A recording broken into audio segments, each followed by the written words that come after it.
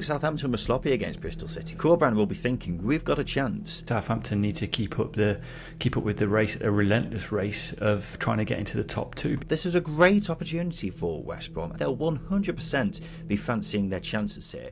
Hello and welcome to the Second Tier Preview Show, brought to you by SBK. I'm Ryan Dilks and I'm joined by the Nigel Pearson to my Liam Manning. It's Justin Peach. Good day to you, Ryan. Oh, you better believe it, ladies and gentlemen. You better believe we're back with another preview show. I tell you what, Justin, I'm really enjoying these. They're quickly becoming my favourite part of the week. It's your favourite part of the week whenever you see me, correct? So I should hope so. It's three times in 7 days, and life gets better every time you see me. So I'm not surprised the third time you see me in a week is the best time of your life. Don't want to comment on that. I'm thinking more about the, making some predictions ahead of the weekend, looking ahead, and getting ourselves side hyped. Of things. Yeah, definitely not what you said. Definitely the, looking ahead to the weekend, getting yourself hyped up for another weekend of Championship action. You know what I'm saying? I do know what you're saying. I do know it's a lot of you're saying this with a lot of stern, forefront, in your face sort of thinking. Yeah, vigor, and it's intimidating me a little bit. But I do know what you're saying. It's you're sort of forcing me onto a chair now and shouting at my face. But listen, I know what you're saying. It's fine. Yeah, I know. Yeah. Getting into your face, proper, saliva all over your face while I'm giving you the hairdryer treatment. But I'm saying, you better be hyped. You better be fucking hyped, mate. Yeah, okay, fine, I am. Right, good. I'm hyped. Let's go. Right, let's get stuck in. Come on. Well, it's about time. Welcome to the number one Championship podcast, the Second Tier. Thank you for joining us wherever you are. Justin's hyped. I'm hyped. Hope you're hyped as well, ladies and gentlemen. What we're going to be doing is looking ahead to the weekend in the Championship, including, of course, our game of the weekend, which is on Friday night, West Brom v Southampton. What a huge game that is. We're also going to be making our banker and outsider predictions later on in the show as well. And I'll tell you what, you'll be delighted to know that we've had a fantastic response, Justin, to listeners who have met footballers in strange places. Didn't expect to have this much of a response so soon, because we are just recording this a matter of hours after we recorded Thursday's episode. But we've had so much of a response already that we've got to let the listeners know what people have said already. So if you've got more of them, please send them in, but we'll reveal all of that very shortly. But yeah, let's kick things off with our game of the weekend, and it is fifth, the third on Friday night. It's West Brom against Southampton. West Brom are 21-10 going into this, while Southampton are 13-10 with SBK. And Southampton come into this off the back of their 25-game unbeaten run, coming to an end away at Bristol City. And the big question that is on everyone's lips, Justin, is will that be just a blip, or could it be something more? What do you think? Ooh, I mean, it's two below par performances, and that's not ideal when you're trying to, generate a run of form. You say generate a run of form, but Southampton have been on a run of form since September. They've done a fantastic job of pushing themselves into automatic contention. You can't really discredit them for that. And look, every team in the Championship is going to have a little bit of a dip, a little bit of a blip. But Southampton are probably coming up against the worst side when you're trying to right some of those wrongs. And as I say, they haven't been great over the last two games. And I say great, they haven't been great. The performance have been okay, which has not been enough to get the 3 points against Bristol City, and that's the one that leave a sour taste. But they were probably poorer against Huddersfield, because hitting five goals across those two games as well isn't ideal. And as I say, West Brom are the worst side to play against when you're trying to get your form back on track, because they will make it hard for you. They will make it ugly. It's like going to your grandparents on a Sunday afternoon after you've eaten. You want to go to your grandparents when with a big Sunday roast on the menu, and you go in there, you're tired, you're not really fancying it, and it's not really how you want to see it in the working week on the day after. Yeah, always a concern when Justin starts a metaphor, because you have absolutely no idea where it's going. And I'm not sure that one completely checks out, but I appreciate the sentiment behind it. Well, I mean, you're right that West Brom are probably one of the worst teams you want to face after, a result like that. And I mean, we have got to acknowledge that this was a pretty confidence-damaging result from a Southampton perspective. Adam Armstrong admitted after the Bristol City game that the players were just devastated. And to suffer a loss after not feeling that emotion for so long, it can really knock the confidence of players, because they can go from thinking we're unstoppable to, oh, maybe we're not, actually. And perhaps in a way it may actually be better to just lose every so often and win the majority of games in a strange way. Yeah. But look, the last time Southampton lost, it was during that horror run earlier in the season when they were just playing terribly. So it's incredibly intriguing to see how they bounce back here. I imagine Russell Martin is really wishing they had an easier game after this loss. But it's interesting that the outright market for Southampton to get promoted hasn't really moved in the last week with our friends at SBK. They are still around 1-2 to go up despite the midweek loss to Bristol City. We could see that shift depending on the result here, though, couldn't we? A win would be a great way to show that they are the real deal in terms of finishing second. But a loss sets off the alarm bells, doesn't it? This is one of those games that could be gigantic in the grand scheme of the season. Well, for both sides, West Brom are trying to create a points gap between them and seventh place. And obviously, Southampton need to keep up with the race, a relentless race of trying to get into the top two, because it has been an incredible journey for all those sides so far. And you've got Leeds peaking at a good time. Ipswich are recovering their form, it seems, obviously with a big midweek win against Millwall, and that could really boost their hopes. And obviously, when you lose games and your opposition, the teams around you win, it can damage confidence. As I say, West Brom are a hard side to come up against when you're trying to overcome and create a run of form, because simply West Brom don't concede often at home. This is a really sticky game for Russell Martin. I mean, it's going to help that Southampton boast the division's top scorer in Adam Armstrong, and he's a favourite at the moment to finish the season as top goal scorer with odds of 27 for 10 to 10 with SBK, and that's going to be a big thing for Southampton. They're going to need to edge a tight game, and if you've got the division's top scorer, it can help, but it's a tough one. Yeah, well, West Brom are going to restrict chances, aren't they? So you need someone like Adam Armstrong, who's such a sharp shooter in front of goal, that you need him to be on top form heading into this one, don't we? But as we were just saying, this is such a tough challenge for Saints, isn't it? Only Leeds and Leicester have won more points at home this season than West Brom. They've won 5 in a row in the league at the Hawthorns, only lost twice all season to Leicester and, rather bizarrely, Huddersfield. But Carlos Corberán will be looking at this as a chance to take not only a huge scalp, but also enhance their playoff credentials even further, won't he? Yeah, what a lovely scalp as that would be. Russell Martin's head of hair. Fantastic. Yeah, fantastic. You're right. In fact, you'd probably say the most attractive scalp of all, Justin. Yeah, absolutely. And I imagine it's perfect. There's no dandruff. He's head and shoulders. He conditions. I reckon there's a blow dry and a brush as well. There is no split ends in there at all. It is a perfect scalp. But going more to the tactical side of things, I think this is a game that Corberán's going to look forward to. It's going to be one of the type of games that he enjoys. He's a schemer, he's a tactician, so the possession-based teams that come to the Hawthorns, they're not going to do very well. And looking at the past results that they've played against typically possession-based teams, in inverted commas, they haven't fared brilliantly. Swansea have lost at the Hawthorns, Borough have lost, Hull have lost, Ipswich, and of course Leeds as well. Leicester are the only team to come away with a win from the Hawthorns, who you can class as a possession-based team.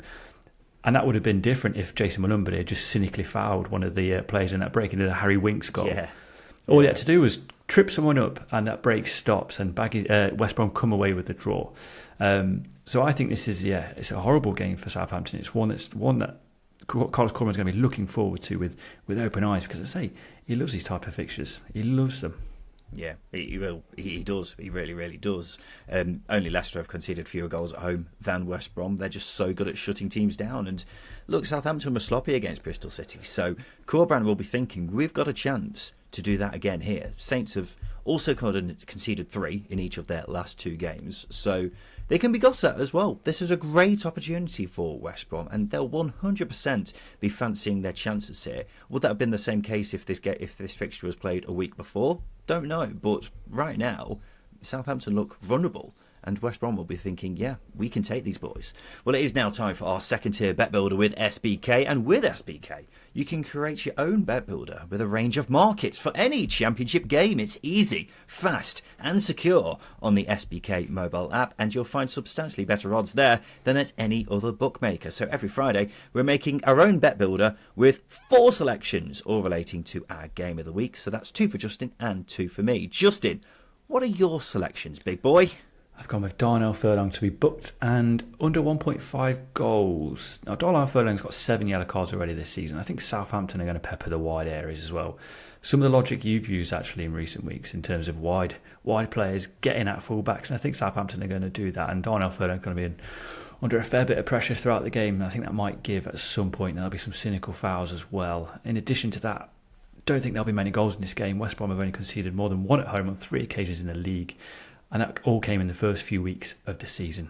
It's a low-scoring game. I can't quite separate the sides, but it would be a low-scoring game and a couple of yellow cards handed out, with Darnell Furlong being one of them. Well, my selections are West Brom to win and Southampton to have the most corners in the game. I've gone with West Brom to win because I'm looking at those odds that we mentioned earlier. What were they? They were they were 21 to 10 for West Brom to win this game, and Southampton are 13 to 10. I'm looking at that thinking West Brom are the value here, aren't they? Not only because they're the home side, but also because, you know, West Brom are a side which perhaps get a bit underestimated when it comes to these kind of fixtures, because they're a bloody good side under Carlos Corberán. And the reason I've gone for the most corners with Southampton, over the last 7 games, Southampton have averaged 9 corners a game. West Brom are only averaging 5 in that time. And I could quite easily see a situation come along where West Brom go ahead, Southampton piling on the pressure, struggling to break them down, and inevitably winning a few corners along the way. So that's why I've gone for that. And a £10 bet with SBK on that returns 750 big ones. Bloody hell, that is big. And with SBK this week, you can claim a 25% winnings boost on all bet builders for West Brom v Southampton. So that boost will take us close to £1,000, Peachy. £1,000. Minimum odds of 4 to 1 over 18s only. T's and C's apply. Please do gamble responsibly. That again, Darnell Furlong to be booked and under 1.5 goals. West Brom to win and Southampton to have the most corners in the game. A £10 bet with SBK on that returns £750. But thanks to SBK and their 25% winnings boost, that means we're getting paid nearly £1,000 on that if that comes in. So fingers crossed on that, ladies and gentlemen. Let's have a look ahead to the weekend then, and in each preview episode of the second tier, Justin and I will each pick a banker, a team we think is guaranteed to win this coming weekend, as well as an outsider. So someone we think is going to win, but is bigger odds with our friends at SBK than their opponent. And we're tracking how we do as the season goes on. It's 1 point for a correct banker, 2 points for an outsider. Whoever loses has to do a forfeit, which will be a coach trip from Sunderland to Plymouth and back for JP, while I'll be doing a vomit-inducing CrossFit workout, although that seems quite unlikely at the moment because the current scores are 34-22 to myself. Southampton beat Huddersfield last weekend, which was our only correct selection, and that was for Justin, so he managed to pull a point back, but still a long way to go before he's not doing that long coach trip. But let's see if you can make any headway this weekend. Justin, what is your banker in the Championship this weekend? Tell you what, it was a tricky week to pick some out, but I've gone with Ipswich to win away at Swansea. I think winning 4-0 away convincingly at Millwall without really getting out of second gear, I think really does sway my mind with this. And Swansea aren't a very good side defensively either, but more on them in a second. Ipswich are heading to another side who just cannot convincingly pull themselves away from the bottom. And not only that, if midweek is anything to go by, Ipswich are baying for it. They've got the hunger again. And I think if Southampton don't get a result against West Brom on Friday, that's only going to drive that hunger even more. But obviously, I think that's going to be by the by. Ipswich is still going to be wanting to take Swansea to the jugular. And they're coming up against a Swan side who have conceded 13 in 6 under Luke Williams. It has been far from convincing under their new head coach. And I just think with Ipswich's attacking quality and potential now, and Kiefer Moore being up front and Ali Al-Hamadi playing a supporting role off the bench potentially, there's a lot of firepower back there in that front line, which is what has been missing over the past few weeks for Ipswich. So, yeah, I think it's going to be an Ipswich win away at Swansea. Yeah, I was surprised when I saw this was your banker. I don't hate Ipswich. Hate Ipswich. Okay, you may not hate Ipswich, but I think it's fair to say you're an Ipswich sceptic, aren't you? Yeah, but if they're going away to a side that have conceded 13 in 6, I'm expecting the team going for promotion to go for the jugular with this one. It's an easy one for me to pick out of the ones out of the rest of the fixtures this weekend. So I don't hate Ipswich. They were just easy to pick. Okay, fine. I wasn't accusing you of anything during that. It was you who came out it's very defensive. Underhand criticism. Listeners can't see it, but I can see it in your eye. You were poking the bear. Okay, fine. With a tractor. I apologise. It is interesting with Ipswich because I remember we're talking 3 months ago or so now, we were talking about how Portman Road was such a fortress for Ipswich, and that was really where their top two push was being driven. But now you look at it, Leicester have picked up more points away from home than Ipswich, which has really crept up on me. I was still just under the impression that Portman Road was a fortress for them and they were struggling a bit away from home, but clearly not. So I'm guessing, with that being said, just in Ipswich and their away form is something that's really driven you to make this your banker. I think it's more so how poor Swansea is. Don't get me wrong, Ipswich they're a good side. They're a very, very good side, but they're coming up against a very poor side. They came up against a very poor side in midweek in Millwall, and they took them to the sword. And I think that's the big thing here. If it was a team that was further up the table, I wouldn't be so convinced. I think Ipswich may win, like against Bristol City, for example, but wouldn't be as convinced as to pick them for a banker. It's just Swansea are so poor at the moment, and they can't seem to find the right balance between going forwards, creating chances, and being defensively solid. And that's a big problem with Luke Williams that he needs to sort out. It's followed him at Notts County, it's followed him to Swansea as well. And for me, I think Kieran McKenna, best coach in the division, I think he's going to see that, and he's going to create a lot of chances, or have his team create a lot of chances. The other thing as well is it won't take much for the Swansea fans to turn here either. There's been a lot of frustration recently against how the club is being run, and if they go a goal down quite early, then that frustration could boil over once again, as it has done on quite a few times this season. So I'm not going to disagree with you just now. I think this is a very good pick. I was just a bit surprised. My banker for the weekend is Leicester to win at home to Middlesbrough. I don't need to do much explaining on this. Leicester are Leicester, 12 points clear at the top of the league for a reason, on course to break the Championship points record. No team has won more points at home than them this season, and I don't think it's particularly groundbreaking in the eyes of anyone that I think they'll win this weekend. What I find particularly interesting here, though, is Middlesbrough. Now, after the success of last season, where they were sublime for the most part, and I think many expected them to be a guaranteed top six side this season, possibly even challenging for the top two. Yet here they are, sat 13th, one win in 6. Heading into the season, you'd have probably looked at this and pinpointed Leicester v Middlesbrough as one which would be a big game in the Championship season. But here we are, Middlesbrough are looking very likely to be Leicester City's next victims. And there have been a couple of moments where I thought, maybe this is it. Maybe Middlesbrough will start clicking now. But it's just not happened, is it? And it feels less and less likely that it will. And it feels like their season now is heading towards the realm of underwhelming. Yeah. It's hard to disagree with that. I mean, Leicester at home are always a banker. Let's put that one out there. They're a very good team at home. They're joint best home record in the division alongside Leeds. And obviously Middlesbrough, they might lay a glove on Leicester. They might create some chances, but they chronically miss them. And as you say, their season is slowly fizzing out. And that was the case against Preston as well, actually. Thomas Glover, the goalkeeper, gets done at his near post very, very often. And with Leicester, you've got wingers in Fatu and Mavididi who cut inside very often, who are going to test that near post quite often. So if you've got a keeper who's not quite convincing against a team who like to get the ball in the final third and attack and punish you, then Borough are in for a nervy afternoon. So it's going to be one where Michael Carrick's going to be tearing his hair out, probably be as bold as Enzo Maresca by the end of the game, because his team are going to get chances and they're going to miss them. Yeah. Well, they weren't the best side at the back last season, were they? But they scored so many goals that it didn't really matter. And what's essentially happened this season is they're still not the best at the back, but they're also not scoring as many goals as they were. That has got to be expected when you lose the likes of Cameron Archer and Chuba Akpom and not really replace them. I mean, Finn Azaz has come in now, which I think is a really good move, but it's going to take time with him. And also, he needs help, because ultimately what's happened is other clubs have jumped ahead of them in the queue for the playoffs now, and it's really quite difficult at this stage to see them getting anywhere near the front between now and the end of the season. And that's why it looks quite likely that this was just going to be a campaign that fizzles out for Middlesbrough, unfortunately.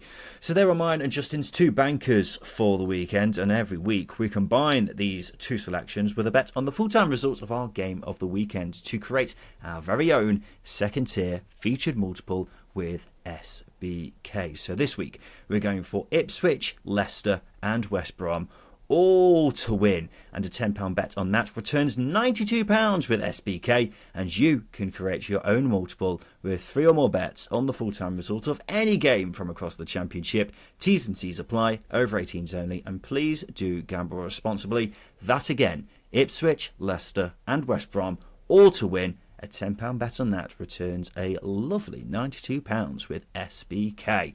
Justin, let's take a quick break. After that, we'll talk about our outsiders for the Championship this weekend. Welcome back to the Second Tier podcast. So we've revealed our bankers for the weekend. That means it's now time for us to do our bloody outsiders for the weekend. So come on then, Peachy, what have you got for me with your big outsiders? Again, it was a really hard weekend to really pull some outsiders out, but I think Huddersfield's beat Hull is actually not a bad one, to be honest with you. John Worthington has got them clicking, caretaker boss contra John Worthington has got them clicking, and I think, being totally honest, I haven't been overly impressed with Hull since the turn of the year either. They're much better against Rotherham midweek, but I think Huddersfield are a completely different task, and have been on the front foot a lot more under John Worthington. When you compare the fact as well that Liam Machine likes to start deep and start slow in possession, that might play into the hands of a side who are starting to press high and fast. So for me, I think Huddersfield quite fancy them. A lot of players as well back in form or hitting form, it seems, with Sorba Thomas, Josh Koroma. It all seems to be clicking quicker at the moment with Huddersfield than it does with Hull, who probably trying to factor in a lot of new players, a lot of flair players in that final third as well, which maybe having some teething issues with.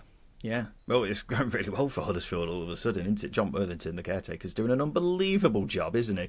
And I mean, they've come off the back of winning against Sunderland in midweek. They gave Southampton, one of the best teams in the division, a good old scare last weekend. And then, of course, smashed relegation rival Sheffield Wednesday the week before that. So, unbelievable turnaround from him. And it has led to a bit of speculation that he may get the full-time job, Justin. I was wondering what you think about that. I'm not against it, actually. I think Michael Duff is a very good option. It's one we've discussed in the past. But the fact that John Worthington has done what he's done in such a short space of time probably deserves a few more weeks as caretaker boss, or at least it gives Huddersfield a little bit more time. Because usually, what we've seen in the past with caretaker bosses is they're just there to take things over for a temporary amount of time, and if they do well, they tend to get the job. But I think what Worthington has done is try and correct the ship and try and play on the front foot, which is, as I say, bought Huddersfield time in terms of taking their time and trying to pick that next manager. So they don't have to rush. I probably wouldn't rush into giving Worthington a job, but his impression so far has been quite good. Yeah, well, I mean, a good example of a caretaker manager not doing very well is Adam Barrett at Millwall earlier in the season, where he just had a bit of a stinky time, didn't he? But it is funny with caretakers, isn't it? Because how many times have we seen a caretaker do really, really well in the short time that he's been in charge, get the job on a permanent basis, and then that magic's not continued? Yeah, exactly. It's happened more often than not, unfortunately, hasn't it? So, yeah, it'll be interesting to see whether they do give him the job full time. I do think there's a lot at stake to give this Huddersfield a big commitment. No, in their current predicament, give this team to a manager who is ultimately, he was the academy manager before becoming the caretaker. So, yeah, it would be a big commitment, you're right. But, I mean, if he gets another result here, then Huddersfield may be thinking, God, it would be harsh not to give him the job, wouldn't it? Let's go to my outsider. I've gone with Birmingham City to beat Sunderland. It's the revenge of the Mowbs. Yes, that's right. It's Tony Mowbray coming up against the side who so viciously dismissed him just 2 months ago. Now, I don't think he's furiously out for revenge. I can't ever really picture Tony Mowbray being furious because he's just such a nice man. But I imagine he quite like to get payback so he can sit in an armchair on Saturday night and chuckle to himself while he dips into a packet of Revels. But Birmingham are coming off the back of a good win against semi-relegation rivals Blackburn in midweek. They, by and large, kept Blackburn at arm's length and deserved the win, and I think we'll see more of that as the weeks go by. As we alluded to in Sunday's episode, I simply can't foresee a Tony Mowbray side going down, and this is why he's an expert at eking out results. And there's every chance that he does it again against his former side this weekend. And the tide does seem to be turning for Mick Beale. He's no longer the most hated man in Sunderland for now. Would be interesting to see his status in that regard if he were to lose here, though, because they are just coming off the back of a loss to Huddersfield in midweek, and it wouldn't be a great look for Beale if he were to lose to the man who Sunderland got rid of so they could get him in, if that makes sense. It would, however, also be very funny. But whatever the case, it's a difficult set of fixtures for outsiders this week, and Birmingham look the most obvious one to me, hence why I've gone with them. Yeah, it's quite a good one to pick, actually. I mean, I've got exactly the same thing written down here. Mowbray's got to be gunning for a revenge because he wants to prove a point that it was the wrong decision to sack him. I think every manager does, and unfortunately Eustace didn't get that comeuppance against Birmingham in midweek with Blackburn, but Mowbray's got the chance here to do it with Sunderland, and like you said, Mick Beale slowly turning things around there, but they have been a mixed bag under him away from home, and as well as that, Birmingham's home form is actually pretty decent, and it's only Tony Mowbray's third home game in charge as well, so there's still going to be an excitement there from supporters. They're going to see what he wants to do with the team, and they're going to give him opportunity. Whereas we've seen with the likes of Luke Williams, Stephen Schumacher, Luke Williams at Swansea and Stephen Schumacher at Stoke, they've had poor runs of form and the fans have got on their backs. Not been the case with Tony Mowbray, so that's a big thing as well. You're more likely, or Mick Beale's more likely to piss off the Sunderland fans than Tony Mowbray's likely to piss off the Sunderland Birmingham fans. So yeah, it's going to be an interesting. Right twist there. I know it's because Tony Mowbray used to manage at Sunderland. Mick Beale's new. There's just so many variables to consider. It's it's like an episode of Desperate Housewives in a sense, but Championship edition. Never seen it. Neither have I, to be fair, but there's just a lot of drama. It's a drama, drama-based show. I was trying to bring in. A drama has drama that takes place in it. Crazy. Who'd have thought so? But yeah, I think Mowbray would quite like to, roll in there with his ship. Of course, he is a sea captain, as we established last week, and he'll go in there with Parrot on his shoulder, and he'll be saying, I was going to do a pirate impression then. I'll just stop there. But you get the point. They're just going to roll in and really make Sunderland look even sillier than they did a couple of months ago. And I think he'll take a lot of joy from that. And I think a lot of neutrals may take quite a bit of joy out of that as well.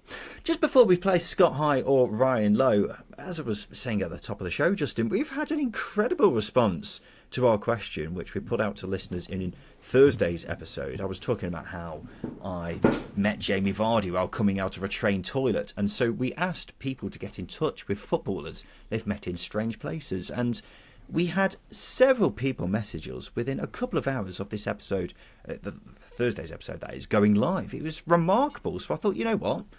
Let's put them out there. Let's see what people had to say for themselves. This one is from Luke Edmondson, who I believe is a Preston fan. He says, "Hi gents, love the pod.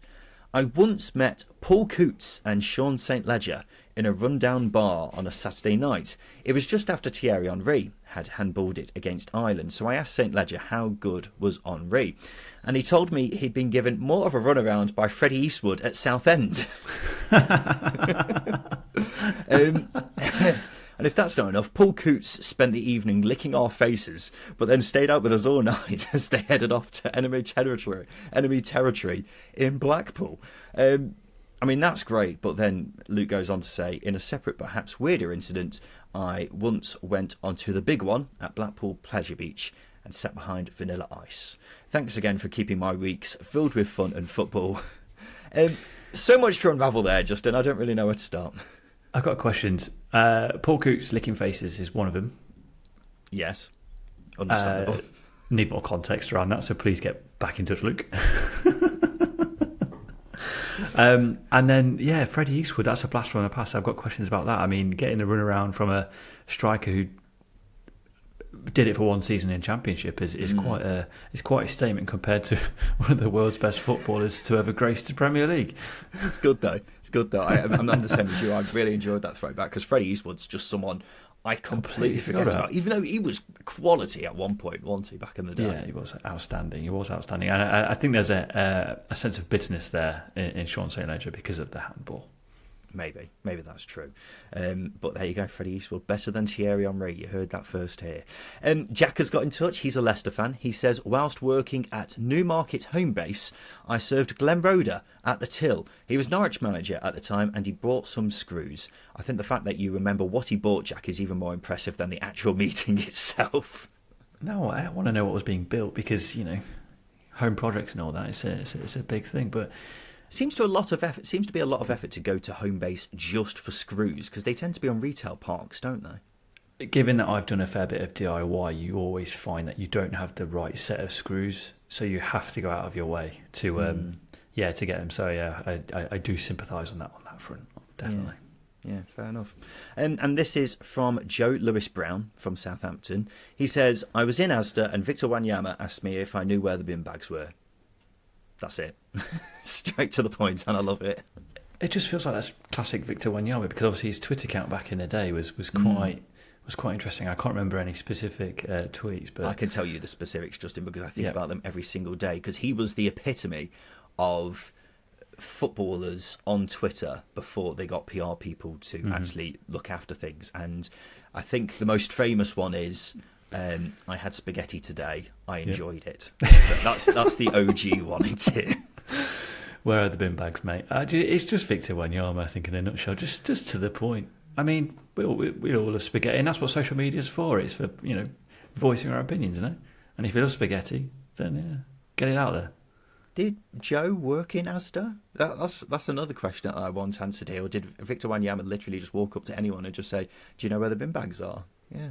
Very, very peculiar. But I tell you what, I'm enjoying this. We may have started a trend here, which I'm all aboard for. So, ladies and gentlemen, if you do have any peculiar instances where you've met a footballer in a strange place, please let us know. secondtierpod@gmail.com, and we will almost certainly give you a shout out. The stranger, the better. I would say we need kind of a graph here of the more famous the footballer and the stranger the place, the better. Having said that, I do like the obscure ones, because Paul Coutts and Sean St. Ledger in a random bar in Preston somewhere sounds great. I'm enjoying that.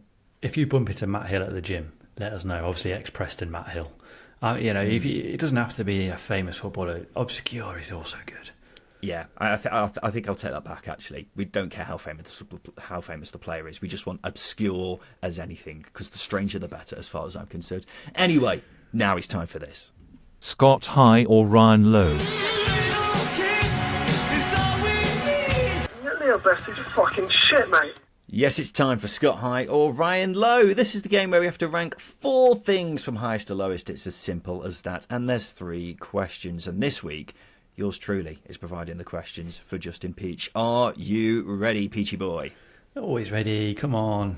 Lovely. This is a nice bit of championship history for you right here. Here is a list of championship clubs. I want you to rank them on who's had the most seasons in the second tier since the league rebranded in 2004. That's including this season. I mean, it doesn't matter because they're all in the championship this season anyway. But those clubs are Birmingham City, Cardiff City, Ipswich Town, Queen's Park Rangers.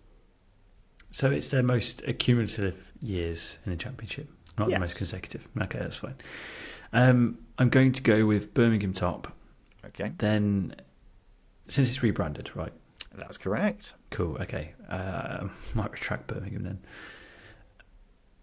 then. Okay, I'll go Ipswich top. Then I'll go Cardiff. Then I'll go Birmingham. And then who was the last one again? QPR. Now he's rethinking, ladies and gentlemen. Then I'll go QPR last. QPR last, okay. Yeah. It's a decent effort, but it's absolutely horrific at the same time. Because that was not very right at all, Justin. The top one was Cardiff. They've had 18 seasons in the Championship. QPR was second. They've had 17. Ipswich, third, 16.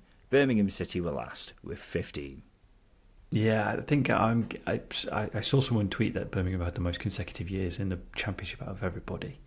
I think that's confused me in my head in putting the answers together. Their current run now is the longest that anyone's been in the Championship for, because they've been in since 2011, off the top of my head. Right. But they had a fair few Premier League years in the 2000s, which you I've just got my question sorted next week anyway. That's one of them. All right, good. There we go. Well, in the complete opposite to the last question, these are the 4 Championship sides who have spent the fewest seasons in the second tier. When I say 4 Championship sides, I mean sides currently in the Championship. Can you rank them from fewest to most, please? They are Plymouth Argyle, Rotherham United, Southampton, and Sunderland. Who's had the fewest seasons in the Championship out of them, Justin, since it was rebranded in 2004? I'll go Southampton, Sunderland, Plymouth. I always forget the last one. Rotherham. And Rotherham. You going with that? I'm going with that, yeah. You're so close, but unfortunately, You got Sunderland and Southampton mixed up. That's the only bit you got wrong. That was the hard one. Yeah, so Sunderland have only had 5 seasons in the Championship, rather surprisingly. This season is actually the first time they've had back-to-back seasons in the Championship since it was rebranded, which I thought was quite interesting. Southampton were next. They've had 6 seasons. Then it's Plymouth, who had 7. Of course, they had a 6-year stretch in the mid-2000s.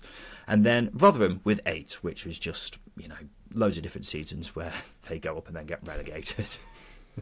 Yeah, the yo-yo, the classic yo-yo, the Premier League West Brom to the League One Rotherham. Yeah. That's a good example actually. Even though West Brom's, rebounding, they diminished that reputation a while ago. Actually, that reputation doesn't really stand up as much as it once did. But I get the sentiment that you're saying there. Anyway, this is your final question, then, Justin. Let's see if you can finish on a winner for before the weekends. These are the 4 busiest airports in the UK, other than Heathrow, according to the latest data. Can you rank them on which one is the busiest? So those airports are London Gatwick, London Luton, London Stansted, and Manchester. London, Manchester. Yes. I'll go Manchester, then Gatwick. Top. Yeah, Manchester top, then Gatwick, then Stansted, then Luton. How confident are you about that on a scale of 1 to 10? I don't know airports. I'll go with 3. You've unfortunately just messed up again.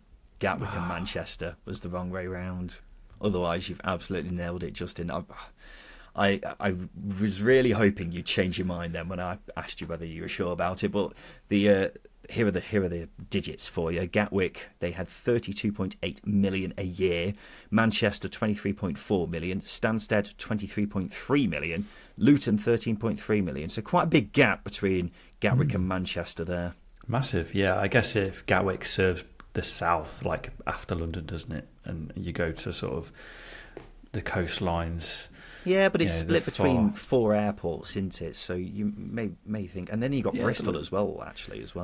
No, that's fair. But then Manchester's in the northwest, and it's the only big airport up there.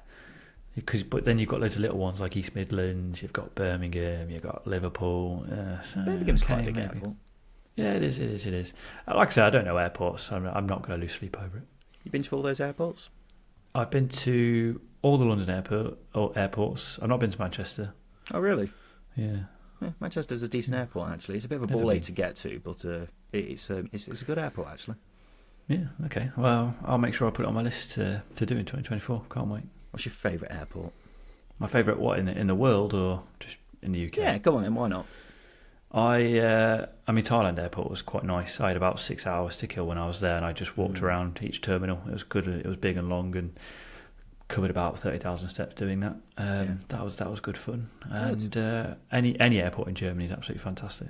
Well, that's good to know. Hong Kong Airport. I tell you what, if you ever get the chance, Hong Kong Airport is the place to go. It is. It will blow your mind, that little place. Anyway, there we go, ladies and gentlemen. This has been the Second Tier Podcast. We'll be back again on Sunday to give you a roundup of everything that happens in the Championship. So we bloody look forward to seeing you then. This has been the preview show brought to you by SBK. And we'll see if we have any luck with our predictions over the weekend. But as I say, this has been the Second Tier Podcast. I have been Ryan Dilks. I've been Justin Peach. And a big thank you for listening.